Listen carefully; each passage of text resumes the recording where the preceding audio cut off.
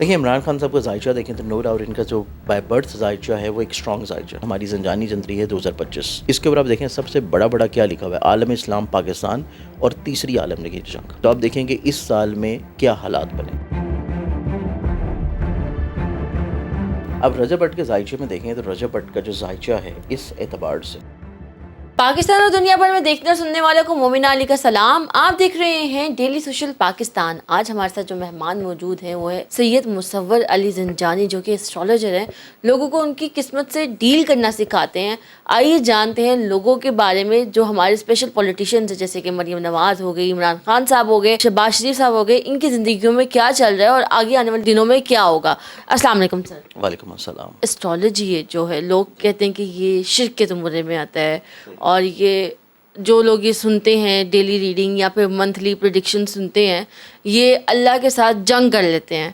इसमें कितनी हकीकत है? ये सवाल अब काफ़ी पुराना हो चुका है कि मतलब ये शिर्क के ज़ुर्मे में आता है और ये इस तरह की चीज़ें होती हैं। अभी टेक्नोलॉजी का ज़माना है, मॉडर्न टेक्नोलॉजी का ज़माना है। ये सवाल तब हुआ करता था जब मेरे ख़्याल से जब मेरे वालिद या मेरे दादा साहब काम कर रहे थे इस चीज़ के ऊपर। तो ये सवाल तब आया करता था जब लोगों को इतनी ज़्यादा नो हाउ नहीं थी। लेकिन अब चूँकि आप ये देखें कि आप चैट जीपीटी को अगर अपना डेट ऑफ बर्थ और डेट चीज़ें दें और उसको कहें कि मेरी पर्सनालिटी के बारे में मुझे एनालाइज कर दो, तो चैट जीपीटी के पास कौन सा ऐसा गैब का इल्म है कि वो आपके बारे में प्रेडिक्ट करना शुरू कर देगी। तो मतलब ये चीज़ें तब मायने रखती थी जब आपके पास टेक्नोलॉजी की कमी थी, जब लोगों के पास टेक्नोलॉजी की कमी थी, लोगों के पास चीज़ें अवेलेबल नहीं थी। अभी तो इतनी ऐप्स हैं, इतनी सॉफ्टवेयर्स हैं, और कोई भी सॉफ्टवेयर किसी भी ऐप में अगर आप अपना डेट ऑफ बर्थ डिटेल डालें तो वो आपको आपकी डेली की प्रेडिक्शंस देना शुरू कर देगा। तो ये सारी चीज़ होती है कैलकुलेटेड। कोई भी ऐसा नॉलेज जो कि गैब का हो, कोई भी ऐसा नॉलेज जो कि शिरकिया हो, या कोई भी ऐसा नॉलेज जो कि इस तरह के ज़राए से हो कि जिसको आप गैब दानी की तरफ लेके जाएं, वो चीज़ फिर आप किसी को सिखा नहीं सकते, किसी को टीच नहीं कर सकते। और एस्ट्रोलॉजी क्योंकि अब बुनियादी तौर के ऊपर बहुत सारे स्कूल्स में, कॉलेजेस में, यूनिवर्सिटीज़ में थ्रू आउट द वर्ल्ड जो है वो सिखाई जा रही होती है। और पाकिस्तान में हमारा जो इदारा है, इदारा आईना किस्मत ज़ंजानी जंतरी, ये हमारी पिछले तकरीबन कोई 78 ईयर से निकल रही है। 1947 इसको हो चुके हैं, और हम ऑलरेडी पाकिस्तान में मेरे ख्याल से पायनियर्स में हैं एस्ट्रोलॉजी में। और इसमें हमारी अब ये थर्ड जनरेशन है जो कि एस्ट्रोलॉजी में काम कर रही है।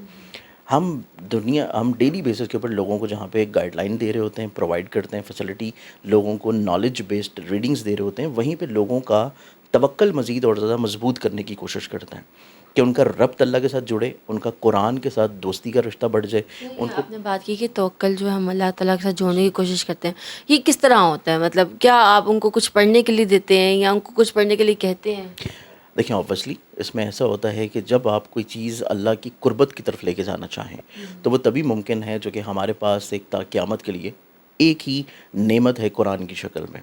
कुरान में असूली तौर के ऊपर हर डिप्रेशन का, हर परेशानी का, हर मसले का आपको सलूशन मिल जाता है। लेकिन मेन इंपॉर्टेंट चीज़ ये होती है कि आपको कोई बेहतर तौर के ऊपर टीच कर सके। तो उसमें ये होता है कि जब अल्लाह की तरफ आप तवक्कल मजबूत करना चाहें, अल्लाह की तरफ चीज़ों को बेहतर तौर पे प्रॉब्लम सॉल्विंग की तरफ लेके जाना चाहें, तो उसके लिए ऑब्वियसली हम जो चीज़ गाइड करते हैं लोगों को, या तो नबी अकरम सल्लल्लाहु अलैहि वसल्लम के फरमान के मुताबिक कि सिवाय मौत के सदक़े में किसी और चीज़ का आपको हर तरह का हल मिल जाता है सिवाय मौत के, तो या तो सदक़ात से हम लोगों को रिकमेंड करते हैं चीज़ों पे, या फिर मोस्टली तौर के ऊपर कुरान की कोई ना कोई आयत जो कि लोगों की ज़िंदगियों में आसानी लेके आ सके। फिर हमारे पास आ जाती है एस्ट्रोलॉजिकल पॉइंट ऑफ व्यू से रीडिंग्स। अब एस्ट्रोलॉजी को अगर देखा जाए तो अगर आप ये कहें कि एस्ट्रोलॉजी जो है वो बयान करना, देखना, करना जो है वो शिरकिया है, तो फिर मेरे ख्याल से कुरान में जो सूरह बुरूज है उसको निकाल देना चाहिए। कुरान में जो सूरह कमर है उसको निकाल देना चाहिए। कुरान में जो सूरह शम्स है उसको निकाल देना चाहिए। कुरान में सूरह रहमान में मुख्तलिफ़ जगहों के ऊपर बहुत सारी बेशुमार ऐसी आयात हैं जहाँ पे चाँद की मनाजिल का ज़िक्र किया गया है कि चाँद अपनी हर मंजिल के मुताबिक एक फ़िक्स्ड मुअय्यन मुकर्ररा मुद्दत तक जो है वो चल रहा होता है। फिर हमें उन आयात को जो है वो कुरान से निकाल देना चाहिए, क्योंकि कुरान में जितना ज़्यादा ज़िक्र आपको बुरूज का मिलेगा, नजूम का मिलेगा, जैसे कि मैंने आपको भी सूरह नजम बताई, सूरह बुरूज बताई, तो सूरह बुरूज की जो पहली आयत है उसमें अल्लाह ताला तो इब्तिदा ही ऐसे आसमान की कसम खा के कर रहा है जहाँ पे बुरूज है, यानी कि बस समाई ज़ातिल बुरूज की कसम है बुर्जों वाले आसमान की। और कुरान में अल्लाह ताला बेशुमार जगहों के ऊपर ये बयान कर रहा है कि हमने पूरी दुनिया को, आसमान को मुज़य्यन कर दिया बहुत सारी चीज़ों से, और अक्लमंदों के लिए इसमें निशानियाँ हैं। اگر ایک چیز کا آپ کو نالج نہیں ہے، جیسے کہ فار ایگزامپل مجھے اگر میڈیکل کا نالج نہیں ہے، مجھے اگر انجینئرنگ کا نالج نہیں ہے، اور کوئی شخص آ کے مجھے یہ کہے کہ میں فلاں مرض کو تشخیص کر دوں، یا مجھے آ کے کہے کہ میں کوئی سرجری کر دوں، اب مجھے اس کا نالج نہیں ہے اور وہ میں چیز نہیں کر سکتا، تو میں یہی کہوں گا کہ یہ اپنے نالج کے مطابق میں کہوں گا کہ یہ بیوقوف ہے، مطلب ایسی چیز ہو ہی نہیں سکتی. لیکن جس ڈاکٹر کو یہ نالج ہے اور جس ڈاکٹر کو یہ کمانڈ ہے، اس کو پتہ ہے کہ کون سا کام کیسے کرنا ہے اور کون سی چیز کیسے ہونی ہے. جس طرح آپ اپنی بیماری کی تشخیص کے لیے میڈیکلی طور کے اوپر ایک رپورٹ کا ٹیسٹ کرواتے ہیں، اور ڈاکٹر پھر آپ کو وہ رپورٹ دیکھ کے بتاتا ہے کہ آپ کو کیا بیماری ہے، کس پوٹینسی کی بیماری ہے، اور اس کے لیے آپ کو کون سی میڈیکیشن لینی چاہیے. اسی طرح ایک اچھے اسٹرالوجر کا بھی یہی کام ہوتا ہے کہ وہ جب چارٹ بناتا ہے، اگر وہ اپنے علم کے اوپر اچھی کمانڈ رکھتا ہے تو پھر وہ لوگوں کو چارٹ کے مطابق ایک زیادہ اچھی ایڈوائس جو ہے وہ دے سکتا ہے.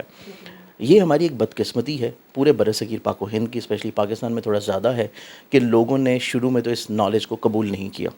پھر اس کے بعد جو لوگ اس نالج کو ایکسیپٹ کرتے ہیں، قبول کرتے ہیں، سمجھتے ہیں، پھر آپ اسٹریٹ اوے ان کے اوپر جو ہے وہ کوئی نہ کوئی ایلیگیشنز لگانا شروع کرتے ہیں. پھر اس کے بعد سب سے بڑی بدقسمتی یہ ہے جو کہ پاکستان میں میرے خیال سے ہر شعبے میں رہی ہے، کہ حکومتی طور کے اوپر کوئی سرپرستی نہیں ہوتی، چیک اینڈ بیلنس نہیں ہوتا، جس وجہ سے بہت سارے لوگ جو ہیں وہ معصوم لوگوں کو مینپولیٹ کرتے ہیں بہت زیادہ. تو ہماری فیلڈ میں بھی، جیسے کہ ہر فیلڈ میں بہت سارے لوگ موجود ہیں، آپ میڈیکل کی فیلڈ لے لیں، باقی فیلڈز لے لیں، ہر جگہ کے اوپر بہت سارے اچھے لوگ بھی ہوتے ہیں، غلط لوگ بھی ہوتے ہیں، لوگوں کو مینپولیٹ بھی کرتے ہیں. اب ہماری فیلڈ میں کیونکہ ہمارے پاس جو کسٹمر آتا ہے، ہمارے پاس جو کلائنٹ آتا ہے، وہ ایک ہمارے اوپر اعتقاد کر کے، ایمان رکھ کے، پریشانی کی شکل میں ایک اچھا مشورہ لینے کی صورت میں آتا ہے. اب اگر ہمارے پاس کوئی فیلڈ میں ایسا شخص ہو جو کہ اس کو غلط گائیڈ کرنا چاہے یا کسی طور کے اوپر اس کو مینپولیٹ کرنا چاہے، تو اس کی کوئی اتھینٹسٹی نہیں ہے اس شخص کے پاس کہ وہ اس کو چیک کر سکے. اس وجہ سے ہم بینگ اے پائنر یہ کوشش کر رہے ہوتے ہیں کہ جب بھی کوئی چیز بیان کی جائے تو اس کی بنیادی نکات کو ضرور بتایا جائے. پھر اس کے بعد جو ہمارے پاس کلائنٹ آتے ہیں، کوشش کرتے ہیں تھوڑا تھوڑا ان کو ہم ایسا گائیڈ کریں کہ اگر ہمارے بعد وہ کسی کے پاس بھی جا کے کچھ پوچھ رہے ہیں تو ان کو یہ لازمی پتہ ہو کہ جو چیز کہی جا رہی ہے اس کے پیچھے بیس کیا ہے، کیونکہ وداؤٹ بیس آپ اسٹرالوجی میں کوئی بھی بات نہیں کر سکتے. کوئی بھی پروڈکشن اگر آپ دے رہے ہیں تو اس کے پیچھے کوئی نہ کوئی بنیادی ریزن ہوتی ہے اسٹرالوجیکل پوائنٹ آف ویو سے.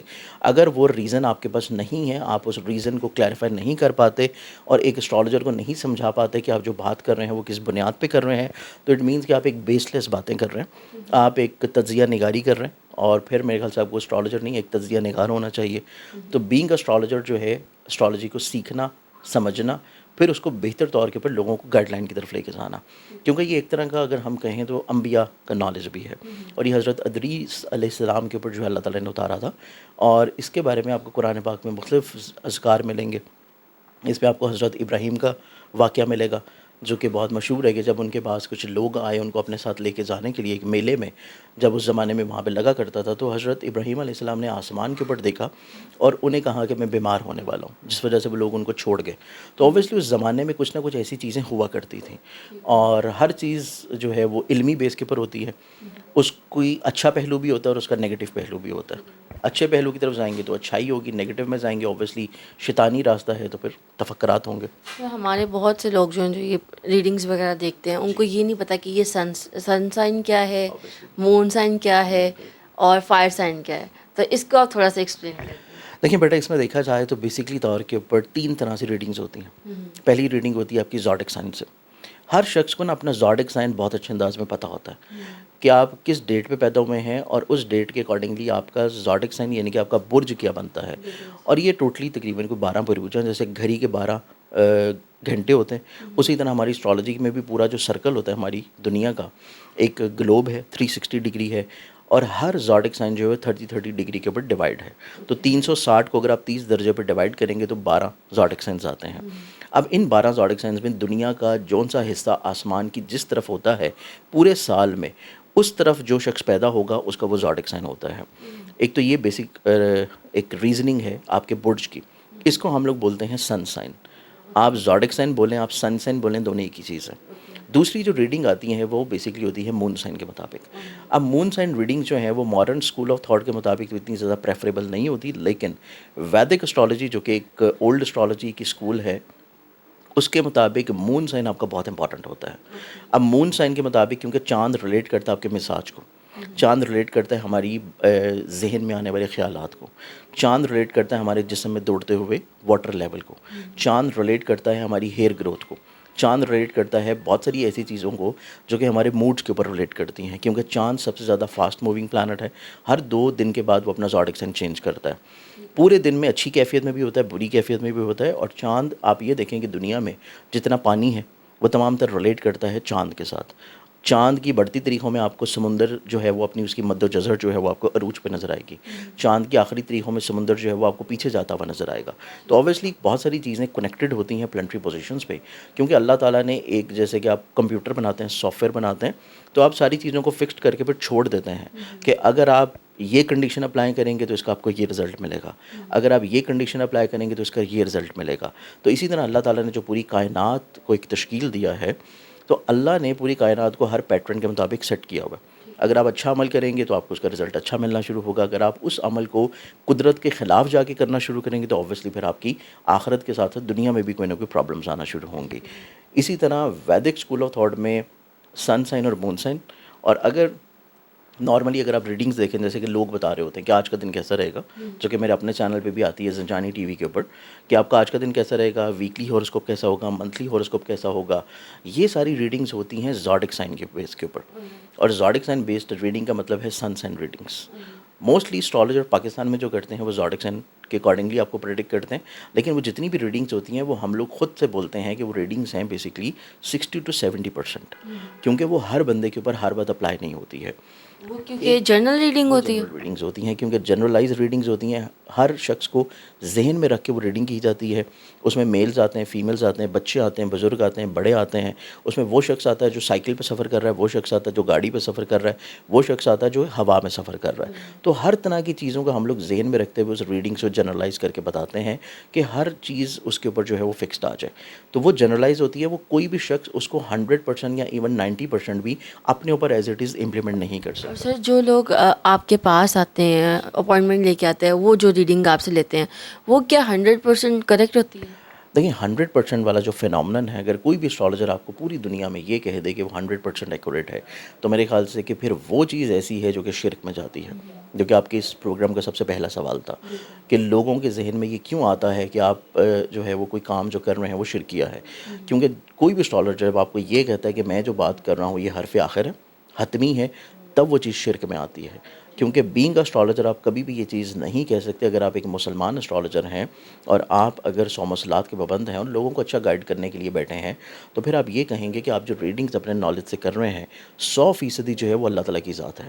کیونکہ آپ کی ابتدا ہی یہی ہے کہ آپ کا بلیف یہ ہے کہ جو غیب کا علم ہے وہ اللہ تعالیٰ کے پاس ہے. پھر اس کے بعد آپ کا جو نالج ہے وہ 90% ہو سکتا ہے، 95% ہو سکتا ہے.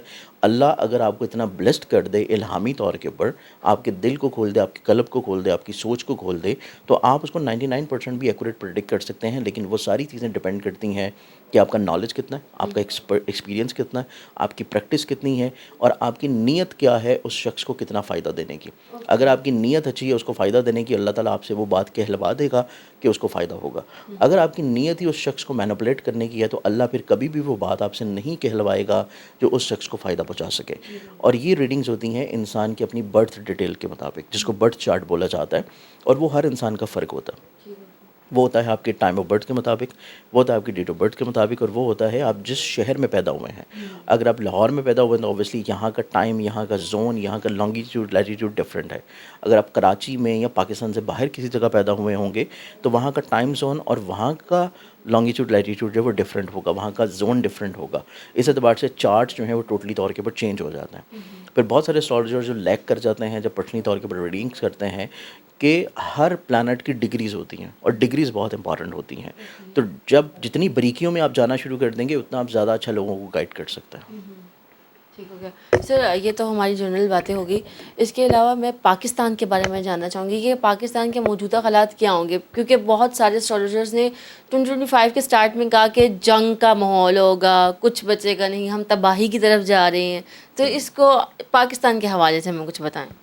دیکھیں بیٹا، اس میں ایسا ہے کہ ہماری جتنی بات ہے نا، مطلب بہت سارے اسٹرالوجر کی اگر آپ بات کریں تو اس میں یہ ہوتا ہے کہ بات کی، پروگرام چلا، اور اس کے بعد وہ پروگرام 3-4 مہینے کے بعد ختم ہو گیا. ہمارے لوگوں کا حافظہ کمزور ہوتا ہے، اس وجہ سے وہ چیزیں یاد نہیں رکھتے. ہماری جو چیز ہے مطلب ہم اگر اپنی بات کریں, اپنے ادارہ کی بات کریں, تو ہماری ہر چیز پرنٹڈ ہوتی ہے.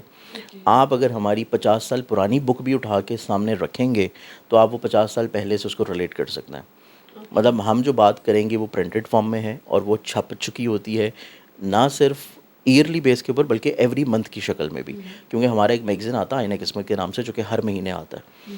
ہر مہینے کے جو حالات ہوتے ہیں, چاہے وہ پاکستان کے ہوں, کسی پولیٹیشنس کے ہوں, پوری دنیا میں اگر کچھ بہت امپورٹنٹ ہونے والا ہے, ہم وہ چیز بھی پرنٹ کر دیتے ہیں. اور اگر ہم پورے سال کو دیکھیں تو پورے سال میں بھی ہم وہ چیز پرنٹ کر دیتے ہیں. اب جیسے کہ آپ کے سامنے اگر یہ ہماری زنجانی جنتری ہے 2025, اس کے اوپر آپ دیکھیں سب سے بڑا بڑا کیا لکھا ہوا ہے, عالم اسلام پاکستان اور تیسری عالمگیر جنگ. تو آپ دیکھیں کہ اس سال میں کیا حالات بنے. اس کے بعد آپ یہ دیکھیں کہ یہاں پہ ہم نے یہ چیز بیان کی ہے UN اور اس کے بعد اقوام عالم کی بے بسی. تو آپ یہ دیکھیں کہ غزہ کے اوپر جو چیز ہو رہی ہے اور اس کے بعد جو حالات پوری دنیا میں بن رہے ہیں, تو یہ وہ تمام تر پریڈکشنز ہیں جو کہ آلریڈی پوری ہو رہی ہیں. اب اگر ہم یہ دیکھیں تو کہ پاکستان کے حالات کیا ہوں گے اور اس پورے سال میں جنگی ماحول کیا ہوگا, اس کو دیکھا جائے تو اس کے لیے بھی آلریڈی میرا اپنا چینل ہے اس پہ بھی پریڈکشنز ہیں. اور اس کے علاوہ جب پاکستان انڈیا کی جنگ ہونے والی تھی اور آلموسٹ ہونے کے قریب تھی, اس کے لیے آپ کو میرا انہی ڈیٹس میں پروگرام ایک مل جائے گا. میں نے کیا تھا, بہت سارے اسٹالرس اس ٹائم میرے ساتھ 2 دن بیٹھے ہوئے کتب آن لائن میں, جو بلال کتب صاحب ہیں ان کے پروگرام میں یہ چیز ڈسکس ہوئی تھی کہ جنگ ہوگی ضرور, لیکن اس کی پوٹینسی بہت زیادہ حاوی نہیں ہوگی, اور وہ جنگ طویل نہیں ہوگی, چند دنوں کے لیے ہوگی, اور اس میں پاکستان کو اللہ تعالیٰ عزت دے گا. اس کے بعد سال 2025 سے بھی پہلے سال 2024 سے ہم لوگ یہ چیز کہتے چلے آ رہے ہیں. 2024 کا بھی اگر آپ ہماری کوئی میگزین یا جنتری اٹھا کے دیکھیں گی, تب سے ہم یہ چیز بیان کر رہے ہیں کہ پاکستان کا ایک اچھا دور شروع ہوا ہے. اور یہ پاکستان کی زائچے میں سٹارٹ ہوا ہے سیٹرن کی مہادشا کے طور کے اوپر. پاکستان کے زائچے میں دیکھیں تو سیٹرن کی جو مہادشا ہوتی ہے یہ 10 سال کی ہوتی ہے. 2024 میں یہ سٹارٹ ہوا ہے نومبر میں, اور یہ رہے گا تقریباً کوئی 2034 تک. اب ہر گزرتے سال میں آپ کو پاکستان جو ہے وہ کسی نہ کسی طور کے اوپر رائز کی طرف جاتا ہوا نظر آئے گا. جیسے کہ 2024 نومبر میں سٹارٹ ہوا, اور جیسے ہی 2025 شروع ہوا ہے تو 2025 کے ابتدا میں پاکستان میں شنگھائی کانفرنس ہوتی ہے. پاکستان کو ایک عزت اللہ تعالیٰ بخش رہا ہے. اس کے بعد جیسے ہی 2 مہینے گزرتے ہیں, انڈیا پاکستان کی اسٹریس ہوتی ہے, اور اس میں بھی پاکستان کو اللہ تعالیٰ ایک عزت دیتا ہے کہ پوری دنیا میں پاکستان کی ایک رسپیکٹ کا امیج جو ہے وہ بہتر ہونا شروع ہوتا ہے. اور اس کے بعد ابھی ریسنٹلی دیکھیں تو ابھی یہ جو مہینہ ہم جولائی میں موجود ہیں, جولائی میں آپ دیکھیں کہ ابھی جو نئی پوری گلوبلی طور کے اوپر ایک امیج آیا پاکستان کے جو پاسپورٹ کا, کہ پاکستان کے پاسپورٹس کو تقریباً کم و بیش تقریباً کوئی 10 جو اس کے نمبرز ہیں وہ انکریز کر چکے ہیں, کہ پاکستان کو بہت سارے ممالک جو ہیں اب ایکسیپٹ کرنا شروع کر رہے ہیں. تو یہ بہت ساری ایسی چیزیں ہیں جو کہ پاکستان کے زائچے میں پازیٹیو اور پروڈکٹیو ہو رہی ہیں. اب یہ پروڈکٹیوٹی پاکستان کے زائچے میں 16 جولائی کے بعد سے مزید اور زیادہ بڑھے گی, کیونکہ پاکستان کے زائچے میں جوپٹر جو کہ خوشبختی کا, روحانیت کا, پراسپیرٹی کا پلانٹ ہے, جوپٹر سال 2025 میں اور سال 2026 میں اپنی شرفی پوزیشن پہ آ رہا ہے, اور یہ آ رہا ہے 12 سال کے بعد. اور یہ کسی بھی پلانٹ کی بہت اچھی اور اسٹرانگ پوزیشن ہوتی ہے, جسے ہم لوگ ایگزالٹیڈ بولتے ہیں, ایگزالٹیشن بولتے ہیں. جوپٹر کا یہ ایگزالٹیشن آلریڈی 14 مئی کو ہو چکا ہوا ہے اسی سال, لیکن وہاں پہ جوپٹر کی جو پلیسمنٹ چل رہی ہے ابھی سن کے بہت قریب تھی کمبسٹ پوزیشن پہ, اور یہ 16 جولائی کے بعد سے آنورڈز یہاں پہ جوپٹر جو ہے جب رائز کرے گا تو پاکستان کے معیشت کے گھر میں, پاکستان کے پیسے کے گھر میں, پاکستان کی اکانومی کے گھر میں چیزیں جو ہیں مزید اور زیادہ بہتری کی طرف آنا شروع ہوں گی. اب ہم یہاں پہ بات کر رہے ہیں پاکستان کی, تو اب سننے والے اس کو حکومت کے ساتھ مکس نہ کریں, کیونکہ یہ پاکستان کی بات ہے. مطلب حکومت کی بات ایک علیحدہ بات ہے, اور پاکستان کی جب بات کریں گے تو وہ ایک علیحدہ بات ہوگی. اگر ہم حکومت کی بات کریں, جو ہمارے مین لیڈرز ہیں جو پاکستان کو لیڈ کر رہے ہیں, مریم نواز اور شہباز شریف صاحب, ان کے بارے میں کیا بتاتے ہیں؟ یہ پاکستان کو کتنا پروگریسو کریں گے, یا کتنی دیر کی حکومت ان کی چلے گی؟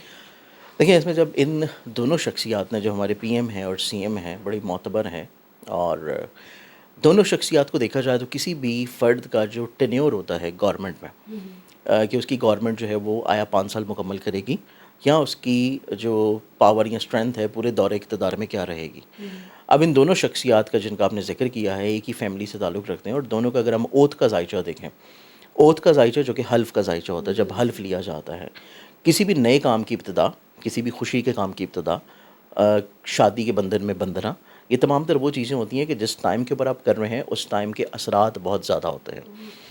اب ہمارے جو CM صاحب ہیں یا PM صاحبہ, دو ہمارے جو پی ایم صاحب ہیں ان کو دیکھا جائے تو انہوں نے جب اوتھ لیا تھا اس ٹائم کے اوپر بھی جو رائزنگ سائن تھا وہ منقلب برج تھا.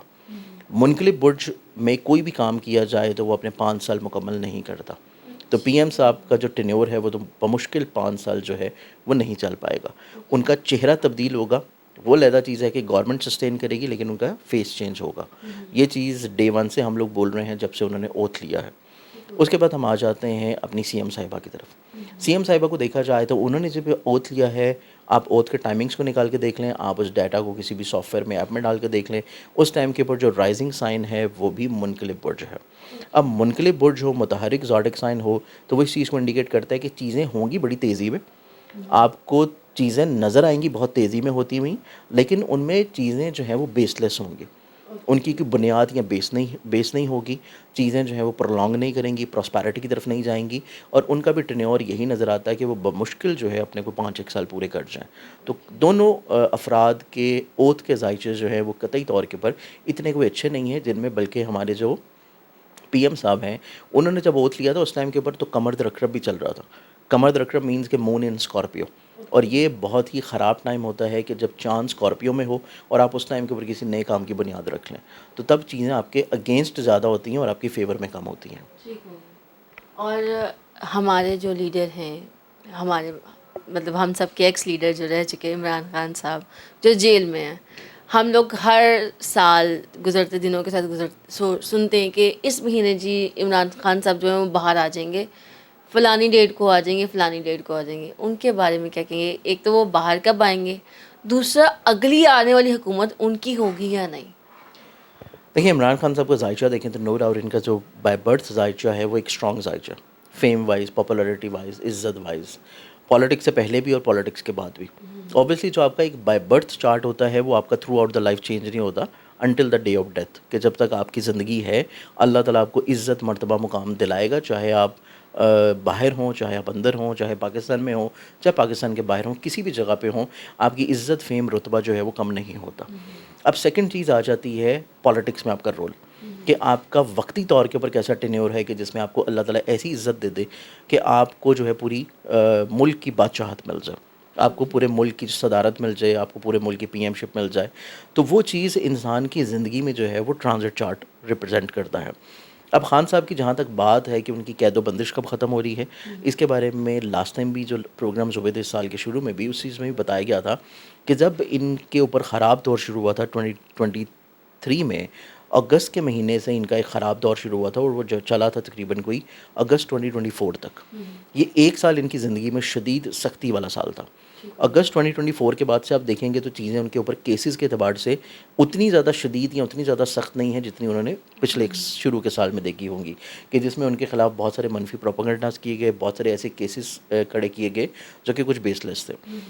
اب اس کے بعد کا ٹینیور اگر ہم لوگ دیکھیں کہ ان کو آزادی یا ریلیف کب مل رہا ہے, آزادی ریلیف ملنے والا جو ٹینیور یا ٹائم تھا ان کی زندگی میں, یہ بہت ایکسپیکٹڈ اور بہت ہی ہائی لائٹڈ ٹائم تھا جب ان کے ذائچے کے 12ویں گھر میں گرہن لگ رہا تھا, اور وہ گرہن جو ہے وہ ان کے ذائچے میں لگا ہے تقریباً کوئی اسی سال مارچ کے مہینے میں, کیونکہ مارچ کے مہینے میں رمضان بھی تھا اور مارچ کے مہینے میں 2 گرہن بھی تھے. اب وہ گرہن کیونکہ ان کے ذائچے کے 12ویں گھر میں لگے ہیں, تو اس گرہن کے لگنے کے بعد سے بہت ہی ایکسپیکٹڈ ٹائم پیریڈ تھا کہ مارچ کے مہینے میں لگ رہا ہے تو اپریل مئی جون یہ 3 مہینے ان کی آزادی اور رہائی کے مہینے تھے. اب چونکہ ان کے ذائچے میں دیکھا جائے تو جوپیٹر اٹ سیلف ابھی بھی موجود ہے ان کے ذائچے کے 9th ہاؤس میں. 9th ہاؤس ہوتا ہے انسان کا لٹیگیشن کا, 9th ہاؤس ہوتا ہے کورٹ کچہری, کوئی الزامات مقدمات کا. یہاں پہ 16 جولائی سے جوپیٹر جو ہے وہ رائز کی پوزیشن پہ آ رہا ہے.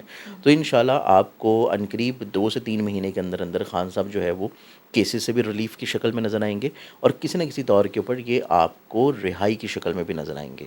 اب آپ کا آ جاتا ہے اگلا سوال کہ ان کو دوبارہ سے اقتدار کب مل رہا ہے. اقتدار کے اعتبار سے دیکھا جائے تو تب ان کی زندگی میں پلیسمنٹس ابھی وقتی طور پہ کوئی اتنی اسٹرانگ نہیں ہے, نہ ہی اس سال اور نہ ہی اگر کوئی ریسنٹلی اگلے الیکشنز ہوتے ہیں ان میں.